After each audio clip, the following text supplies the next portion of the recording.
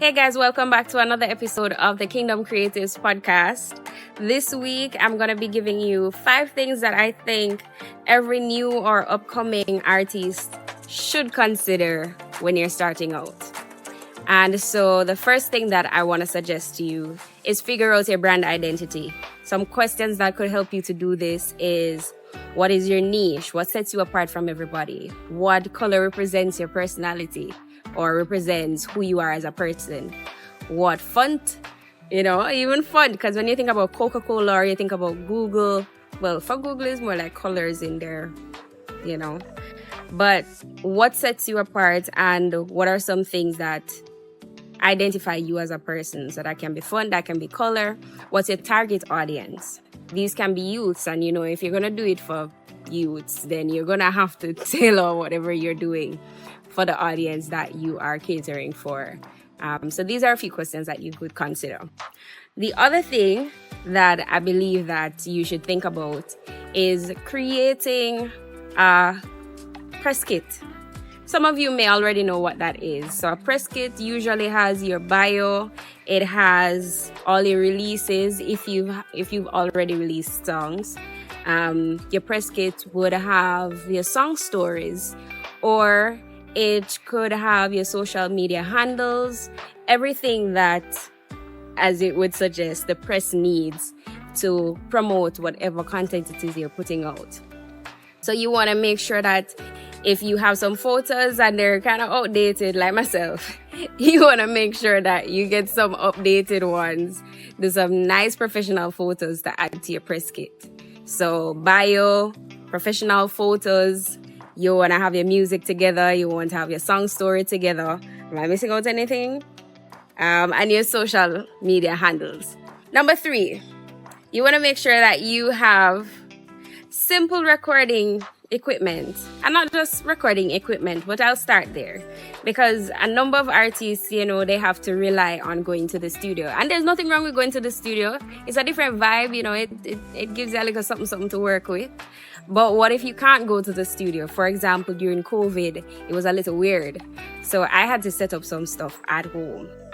What if you can't go to the studio? What are you going to do? So get a condenser mic. Something that is clear, something that works for your voice. You want to get a studio interface, a recording interface. For now, I'm using Focusrite, and a lot of other persons use Focusrite because it's budget friendly. You want to get a pop filter for your mic so that all of the excess sounds, they're filtered out.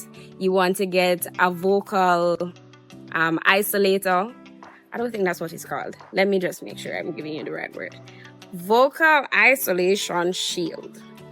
But if you can't afford that, you can always create your own. When I was in COVID, in the midst of it, in the thick of it, I used blankets and pillows and anything I could find just to dampen whatever excess sound, like what I'm hearing in the background. I don't know if you're hearing it, but I'm hearing it. But any excess sound that you would hear, I would use blankets and all of those things, because at the time I didn't have a vocal isolation shield. But I do know, thanks to my husband. So if you can afford it, definitely get one. Another thing that I think you should get along the lines of still studio equipment is studio monitors, so that you can hear what it sounds like without all the added stuff. Most of the speakers that you listen to, they boost the bass, and that it changes what it actually sounds like. It enhances it, kind of like when you take a photo with a Samsung phone and everything just look real bright and all the colors pop. So you want to get a studio monitor that makes the audio in studio terms flat. Same for the headphones. You want to get studio monitor headphones for the same reason. So your regular headphones are going to give you that enhanced sound, and your bass is going to be kicking and all of that. You want to know what it sounds like without all of the excess stuff. And then, let me see if I'm missing out anything. You want to make sure that you have a mic stand that can hold your microphone, your condenser microphone. And you want to get an in-ear monitor. This is not for recording purposes. This is for on stage. It might be tricky depending on the event that you're performing at, but having an in-ear monitor does not hurt. It's really good to have one, and you may never know. One day you might just get to use it, and it makes the world of difference. So if you can afford a in-ear monitor and a monitor pack, go ahead and get yourself one. The fourth thing is to create a landing page if you don't already have a website, because websites can be a little tedious to fix up, but with how AI is running now, you can probably just type in something and get a website up and running. But if you don't have a website, in the meantime, you can use a landing page or smart links. It makes it look more professional, and that's what we're going for, right? Something that looks more professional. Instead of sending a million different links to the persons who follow your content, your smart link or your landing page allows you to put all of that in one place so that they just have to click on one thing to access your stuff.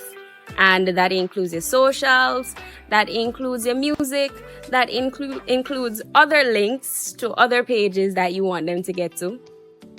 So if you have the time, well, I would say make time to set up a landing page. For now, I'm using Linktree. And I find that Linktree works for me. It has a pro version, but it also has a free version. And the free version works fine for me. But I do have the pro version for my Flavia Beswick music account. The fifth thing that I would suggest is to make sure that your social media handles are constant. So if you have, for example, Flavia Beswick music on Instagram, and then we have sunflower, rainbow on TikTok, and some one bag of things all over the place, it's gonna be hard for your followers to figure out how to, interact with your things.